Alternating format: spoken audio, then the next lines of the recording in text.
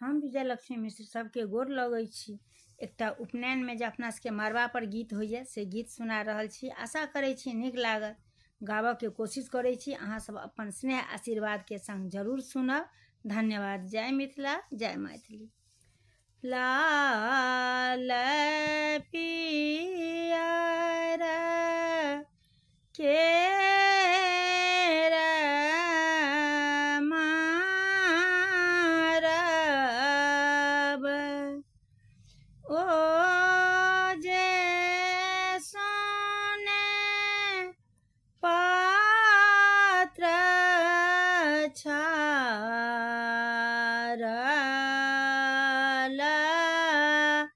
हे ओ जे सोने पात्र छारल,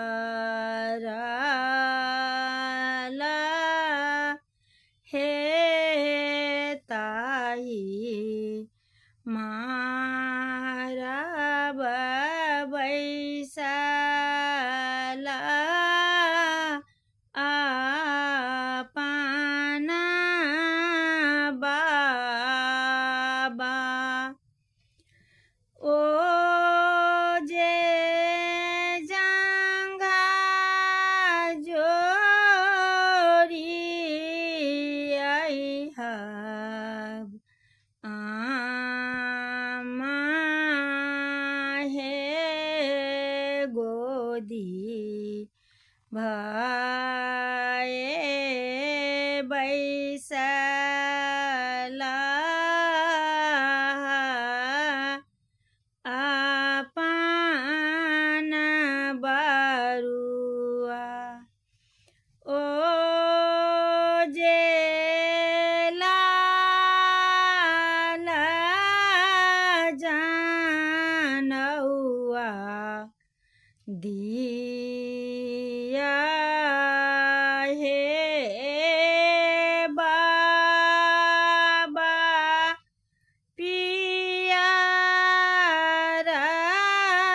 जनौआ दिया, हे मारबहि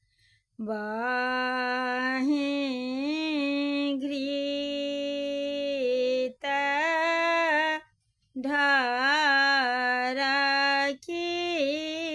गेल, ओ जे स्वर्ग इजोत भेला, हे ओ जे स्वर्ग